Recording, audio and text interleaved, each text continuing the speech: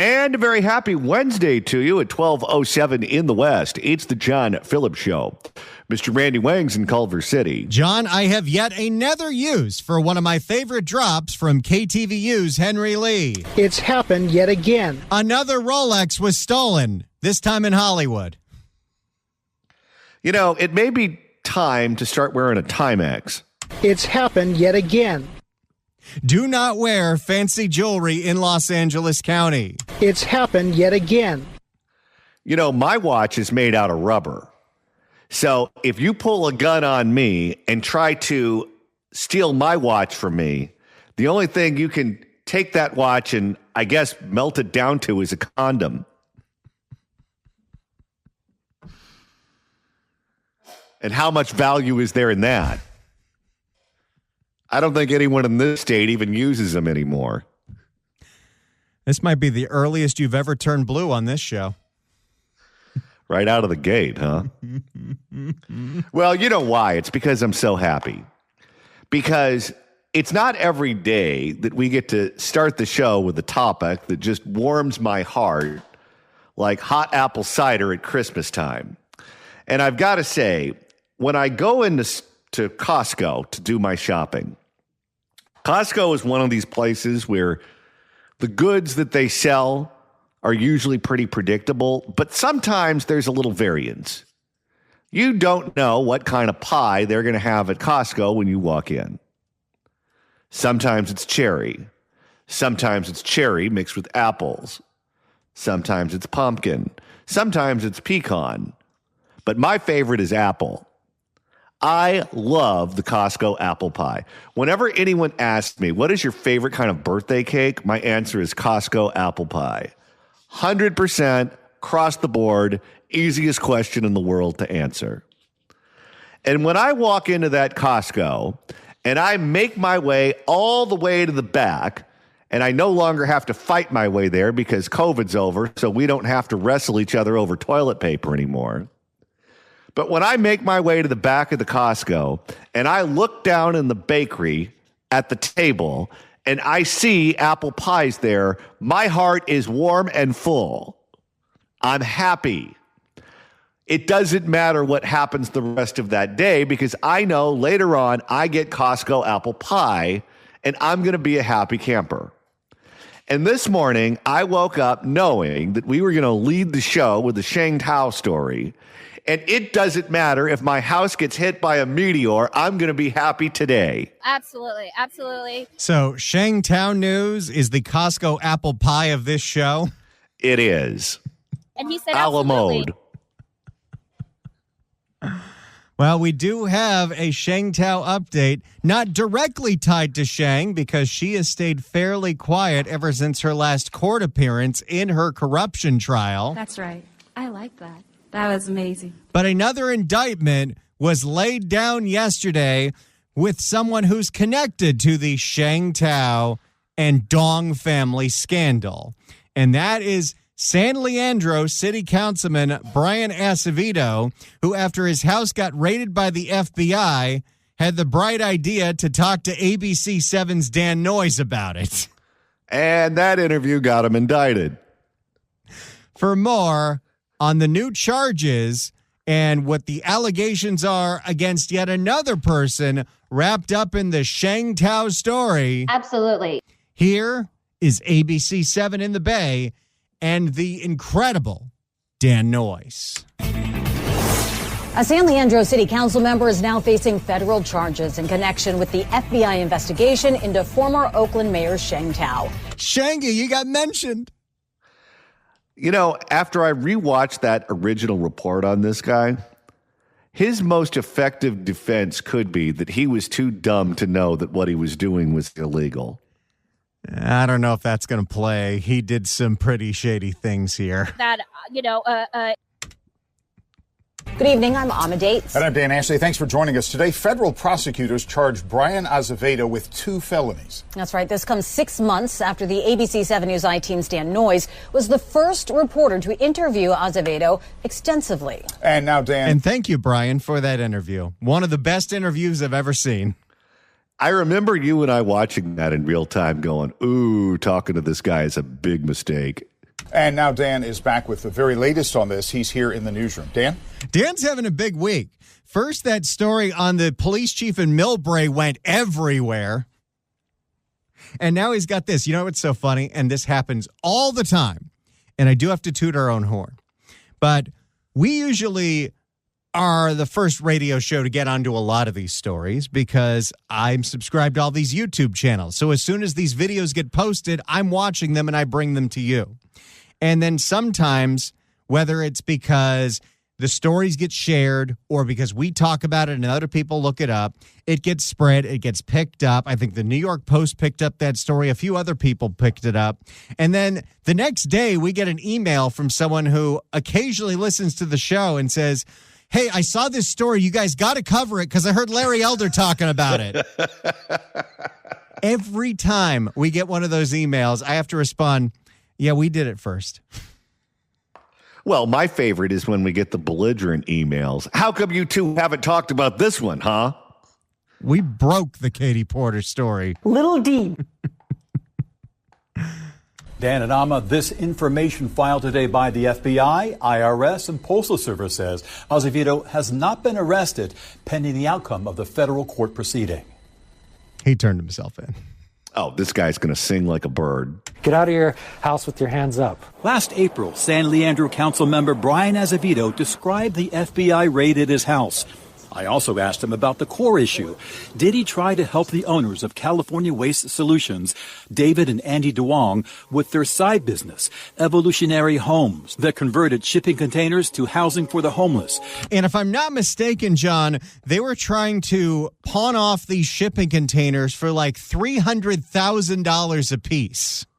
You know, I'd be willing to pay $300,000 for a shipping container for the homeless, as long as I can put them on a ship to China. Did he try to hook the city of San Leandro as a customer? Was there some arrangement between you and the DeWongs in terms of, we'll give you a percentage if you sell X number of units? I don't remember nothing, no. Wrong answer.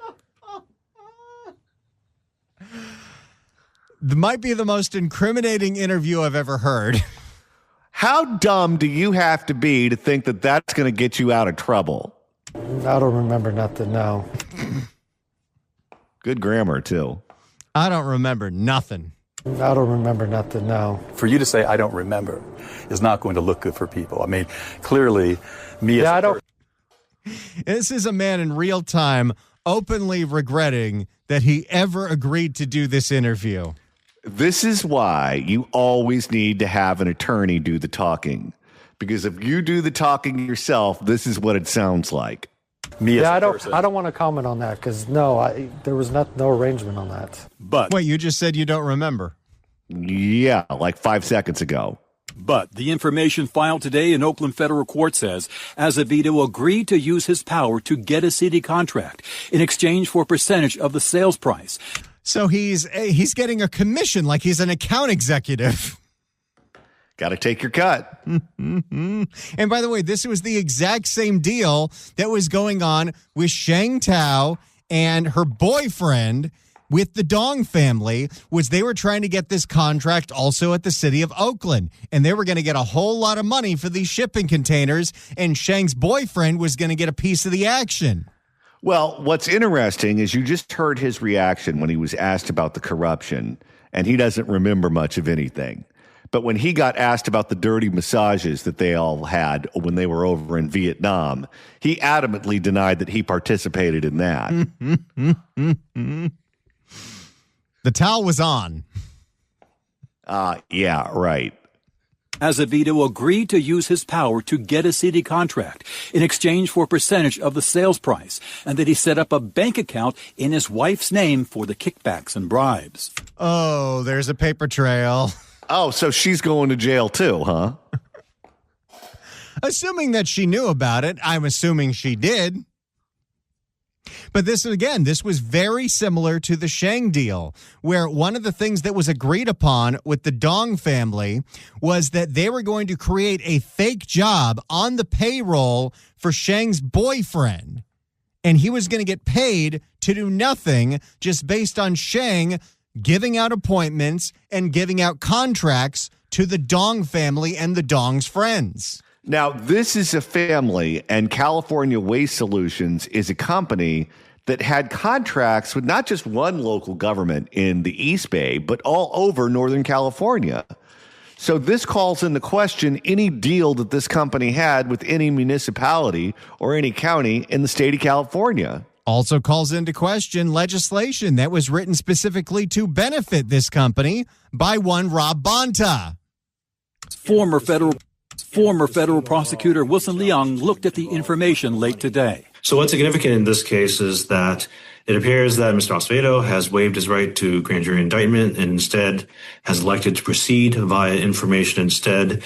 It suggests that he is likely going to either plead guilty or plead guilty and cooperate. Oh, he's cooperating.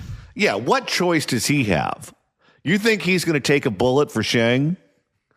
Acevedo now faces charges of conspiracy to commit. And you remember Andy Dong was like throwing parties at the model home shipping container, and Brian Acevedo was supposed to bring the other members of the San Leandro Council as they were drinking it up in the shipping container, trying to figure out how to pawn these off on local cities. I'd like to put them all under oath and ask them the question about that dirty massage parlor again. And he said, absolutely. Acevedo now faces charges of conspiracy to commit honest services wire fraud and making false statements to federal agents. How serious is this to his future as a council member? I think he, in the near future, will be pleading guilty to federal felonies. And he hasn't resigned yet. Of course not. It's California. By the way, this is such a California thing. The FBI raided his home. Everyone knew these charges were coming, and he's still been in duly elected office. Very similar to Southern California, where Curran Price is about to start his corruption trial, and he is still a sitting council member. Because why not? And that will probably end his career in politics. Late today, Acevedo's colleague, San Leandro Mayor Juan Gonzalez, weighed in. If he pleads guilty to a felony, the charter makes clear how we proceed. Namely, he may not be a felon and be a member of the city council. Misdemeanors are okay, though. Well, what if they drag out the sentencing?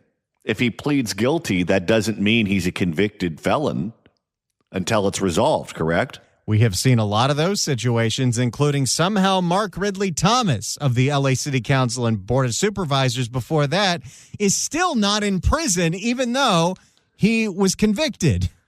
No, and he's the toast of the town, too. Someone sent me a picture of him having a great time at brunch at some Tony restaurant in downtown LA. And he started a podcast, by the way.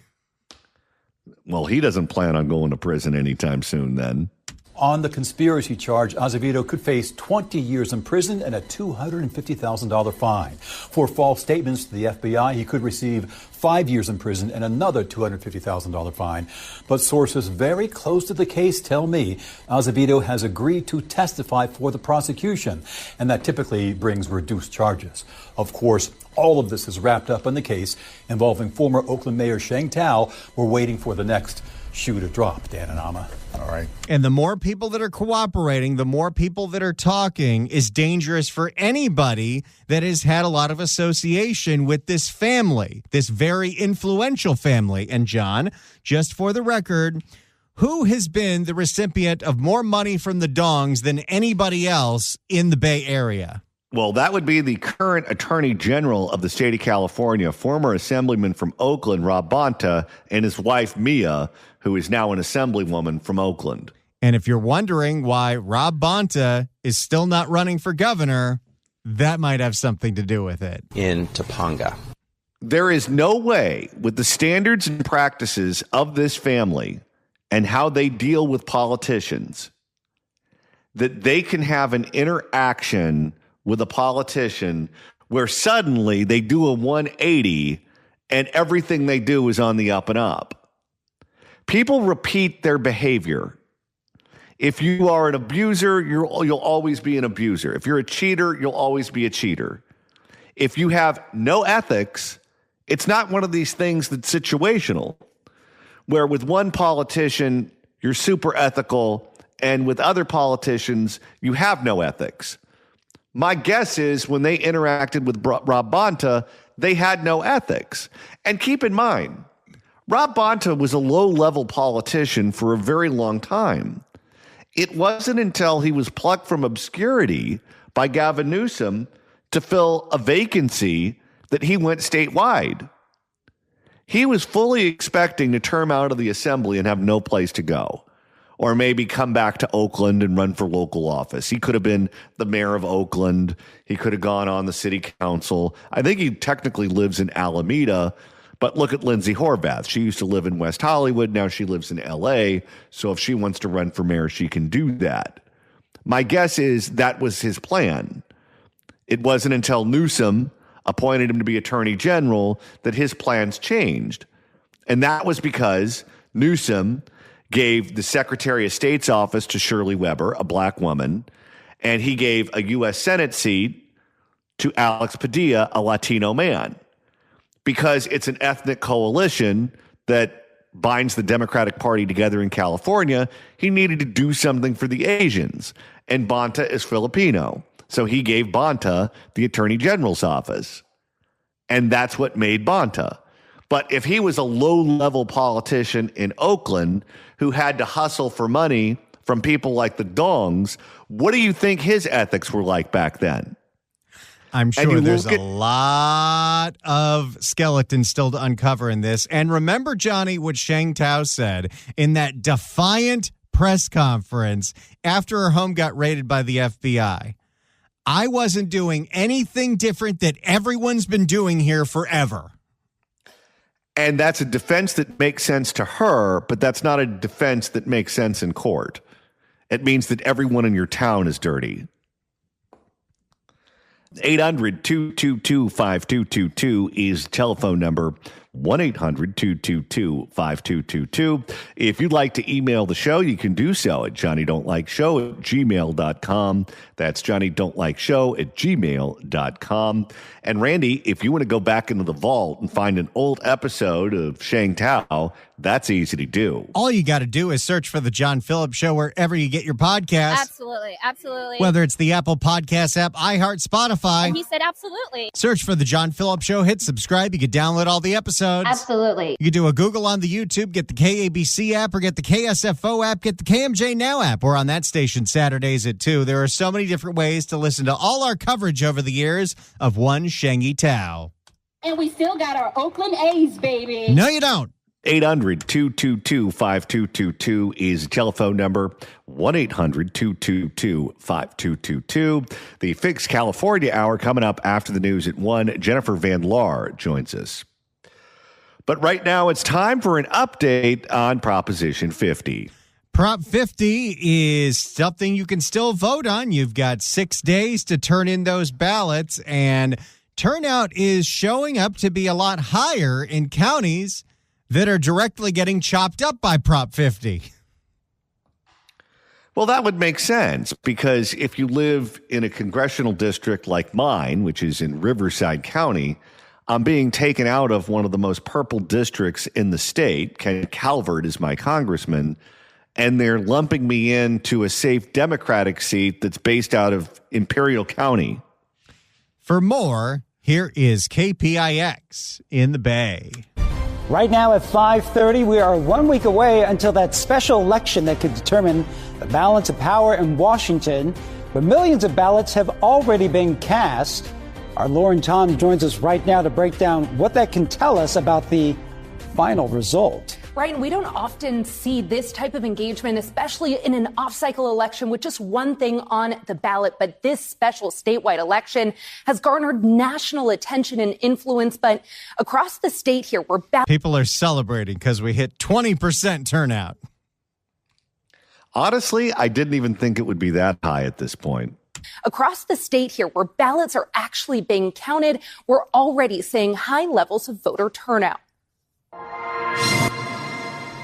To have such a small election, this has generated a tremendous amount of interest. Secretary of State Shirley Weber says voters are responding in a big way to the single statewide issue on the ballot. We have thus far, as of, I guess, a day and a half or 2 days ago, generated almost 5 million Californians who've already cast their ballot and have been counted. According to the department, every registered voter was issued a vote-by-mail ballot. And a dead guy.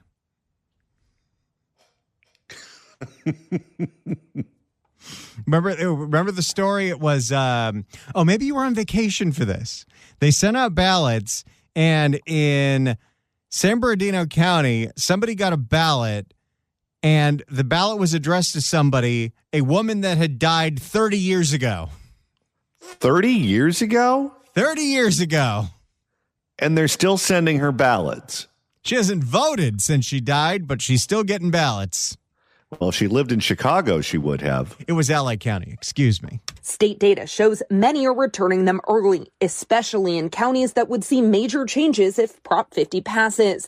The darker shade of green on this map represents counties with a higher percentage of ballots returned. Sierra County on the Nevada border has already seen more than 42% of voters cast ballots. That is a lot. I mean, there's not that many people that live there, but that's a lot of ballots.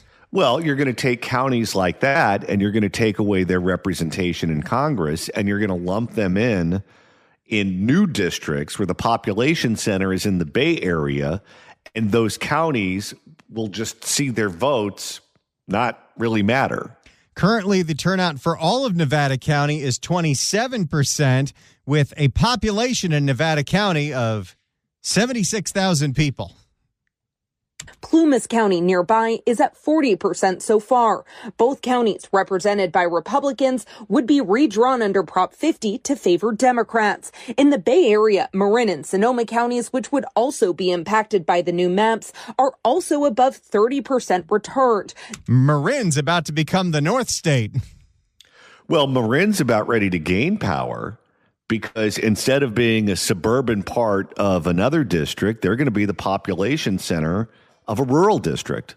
That's well above the 2022 midterms, where just over 18% of ballots had been cast 1 week before Election Day. University of San Francisco political expert James Taylor says voters... Not that James Taylor. Different guy. Voters may be treating Prop 50 as a moment to weigh in on the state of politics right now. The voters are trying to find a way of expressing themselves about the politics of now. And whether they're left or right or center, Well, if you're center, you're not voting. No, those people are staying home. The current differential is, if you're wondering, as of the numbers out of today, 24.4% of Democrat ballots have been returned. 22.8% of Republican ballots have been returned. 14.9% of no party preference ballots have been returned. Well, let me address that for a second, because this is a subject that involves a lot of misinformation. People look at no party preference voters and they think, okay, these are moderate people. These are people who are right down the middle, and there's no party that speaks to them 100% of the time.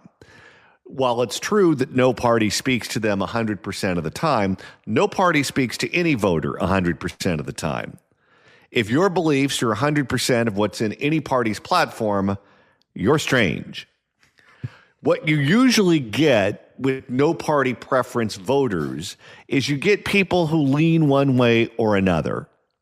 And sometimes they don't feel comfortable joining a party for different reasons. You could be, let's say, a Democratic Socialist of America supporter, and you think the Democratic Party is too right-wing for your blood, so you don't feel comfortable publicly associating with them. Well, you could be a no-party preference voter. That doesn't mean you're down the middle. That means you are a self-described socialist. The same is true on the right side of the aisle. You could have someone who is a libertarian or an anarchist. If you take the right, I guess, all the way to the extreme fringe, that's what you end up with, someone who doesn't believe in government services. Well, you would look at the Republican Party and you would say, that looks like socialism to me, so I can't join that party. You also have people who are partisan Democrats, but disagree on one or two issues. You could be a pro-life Democrat who believes in the party platform on 9 things out of 10, but they abandon you on abortion. And because they abandon you on abortion, you may not feel comfortable telling people you're a Democrat. But if you vote, you're going to fill out a straight Democratic ticket. That's what you're dealing with no party preference people. They're usually one or the other, but they're not a partisan for some reason. They are thankful, I think, for the outlet to be able to express something right now, send messages to politicians and to the government. The stakes, he says, are high. The outcome is widely seen as a test of Governor Gavin Newsom's political influence. He led the campaign for Prop 50 and hasn't ruled out a run for president in 2028. No, now he's actively saying, yeah, I'm thinking about it. And he's doing it on TV. This vote will be... And Gavin, because of the excuse of Prop 50, he has gone on nothing but a media tour for the past month and a half. It'll be interesting to see what happens between him and elected Democrats in Washington over this, because he is benefiting big time from Prop 50. It's likely to pass, and he is going to say, I am the one Democrat who's fighting back. However, it led to an arms race that's going to cause the Democrats to lose more seats nationally than they otherwise would have had Gavin stayed out of the fight. The Democratic Party loses, Gavin wins, and it'll be interesting to see what happens between him and Hakeem Jeffries, who could be in danger of losing his position as Democratic leader in the House. If they don't win back the House in this midterm, they may dump him, and he might blame Gavin for that. This vote will be in part interpreted as support for Gavin Newsom, not just for the proposition itself, but also for the prospects of his presidency. It's a yes-no choice with no other competing statewide initiatives, which could also incentivize voters to make a decision early, he says. But for Weber, it's a welcomed moment of civic participation. It is generating, however, quite a bit of interest, and that's important. And we hope it continues to do that so that people... 20% is quite a bit of interest. Compared to what? It is generating, however, quite a bit of interest, and that's important. And we hope it continues to do that so that people actually turn out and express yes or no what they want with regards to this particular issue in California. Now, the state insists this election is safe and secure, regardless of how voters decide to cast their ballots. Officials are encouraging voters to turn their ballots in early, but polling places and ballot boxes will remain open through Election Day, counting every ballot cast. Yeah, voter turnout's usually not very large for these special elections, but how much is this a referendum or a precursor to the 2026 midterms? It absolutely looks to be highly influential. Gonna need an assist on that one. Sheng. A precursor to the 2026 midterms. It absolutely looks to I did a good job on that. You did. Be highly influential of what we can expect next year. Democrats are banking on really big gains to try to gain back a bit of power in Washington, which Gavin's already saying this is all about momentum. We're going to show that we can win. Momentum for his presidential campaign. Yes. Right now is, of course, controlled by the Republican Party. So at the end of the day, this is really to offset similar efforts in Texas, but it's... So there is the latest on everything that's going on with Prop 50. Turnout is higher in the counties that are directly getting chopped up by this thing, but overall, turnout as of today is at 21.2%. 800-222-5222 is the telephone number. 1-800-222-5222. If you'd like to email the show, you can do so at johnnydon'tlikeshow@gmail.com. That's johnnydon'tlikeshow@gmail.com. And Randy, you're monitoring the mailbag. Carl writes in at johnnydon'tlikeshow@gmail.com with a ballot question. Hey guys, I sent in my mail ballot and it's been a couple of days and I've yet to receive confirmation via email or text. Should I go vote in person? Yeah, you can vote in person. You can contact your county registrar. You can do a number of different things. Whatever it is that's easiest for you, that'll make sure that you get your vote in and you get that vote counted is what I suggest that you do. What they'll do if you go to vote in person, but you don't have the ballot that they sent you to turn in because you sent it in, obviously, is they'll probably make you fill out a provisional ballot. And then if your ballot does get counted, great. If it doesn't, then they'll use that. But yeah, go nuts. All right. San Diego used to be a high-functioning big city in California. But under the leadership of current Mayor Todd Gloria, it's going to hell fast. We have seen the city of San Diego jack up the trash rates. We've seen them jack up the parking rates. And now, Randy, they're moving on to something else. Now they're jacking up the water rates. For more, here is CBS 8 in San Diego. We begin tonight with a warning about your water bill. A lot of San Diegans are about to pay a lot more. Good evening. I'm Marcella Lee. This is everything this year with San Diego. It's been nonstop. They got the hotel tax. Then they want to increase the valet parking. Then they want to increase the parking meters for the gas lamp. It is just every single thing that's going on is the San Diego City Council passing more and more fees, more and more hikes because they had a budget deficit and they don't want to make any significant cuts. At the same time that's all going on, thanks to a voter-passed initiative a few years ago, the San Diego City Council and the mayor get annual raises. In the meantime, that city is becoming more unaffordable. Good evening. I'm Marcella Lee. I'm Carlo Cicchetto. Tonight, the San Diego City Council narrowly approved a rate hike. It's a scaled-back plan with 2 years of increases instead of the previously proposed 4. Yes, this is one of those, you know what, we tried to stop the bleeding here. Instead of a 60% raise over 4 years, we're going to do a 30% raise over 2 years and then vote on this again. So you're going to get the same rate increase. Yes. However, bills will still jump 30%. CBS 8's Abby Black joins us now in studio with a heated debate and why officials say they had no other choice. Abby? Well, opponents got a small win tonight, but they're still paying more. Instead of locking in 63% over 4 years, the council approved 30% over 2 years. This fight isn't over. It's just postponed. San Diegans are about to pay more for water. It just makes me angry. Vicki Harris joined the Affordable Water Advocacy Group, San Diego Workers Benefit Council, on Tuesday to protest the water rate hike. Water in San Diego is already 2 times the national average. And so it's already much above what most working people can afford.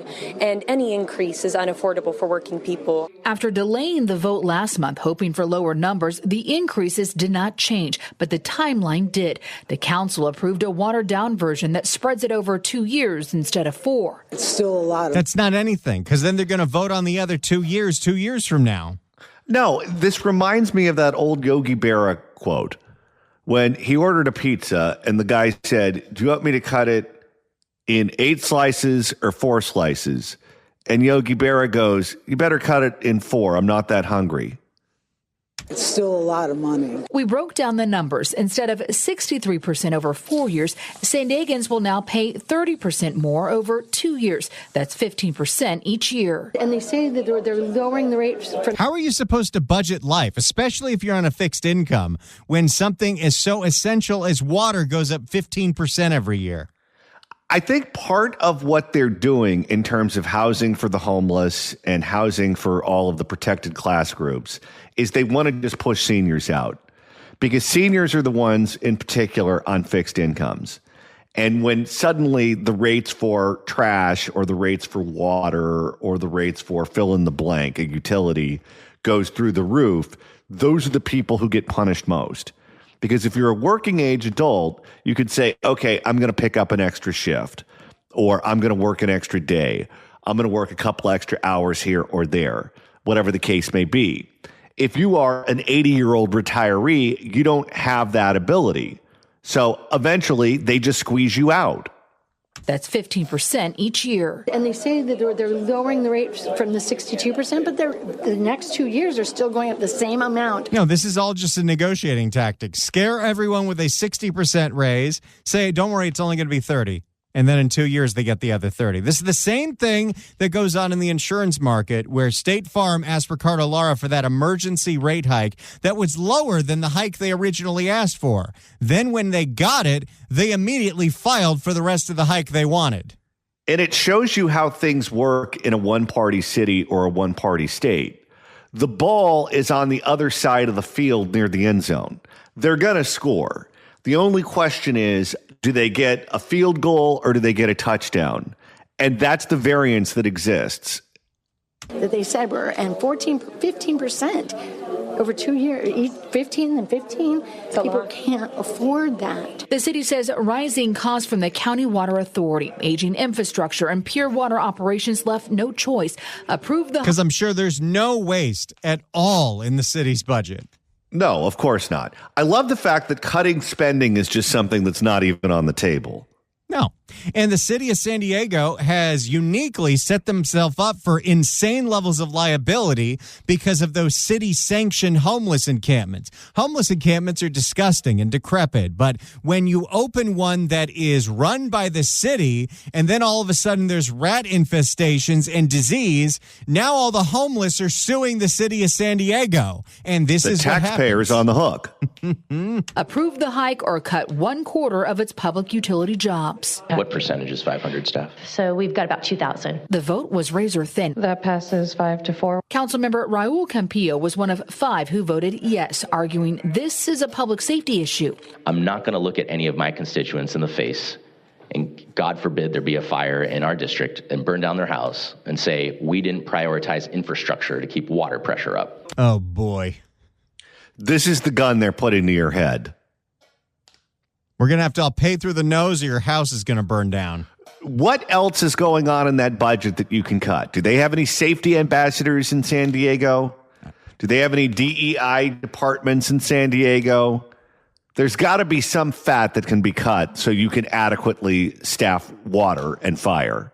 But those who voted no refused to raise rates. Councilmember Marnie Von Wilpert suggested drastic alternatives. I'm not going to sit here and vote to pass on the water costs of someone who has not done enough to keep rates down. And I'm not going to sit here and lay off our employees. I'm not going to sit here and put off our own CIPs. Don't pay the water bill. They're not going to turn off our tap. The opposition plans to fight this before the new rates go into effect in January. It's absolutely possible, so we're going to keep on fighting for it. So there you go. San Diego votes to jack up the water fees by 30% over 2 years. And then in 2 years, they'll vote to jack up the water fees another 30%. Again, that was the functioning city until the Sacramento Democrats took it over and wrecked it. What's the saying? Bad things happen fast, good things take forever. They wrecked that city overnight.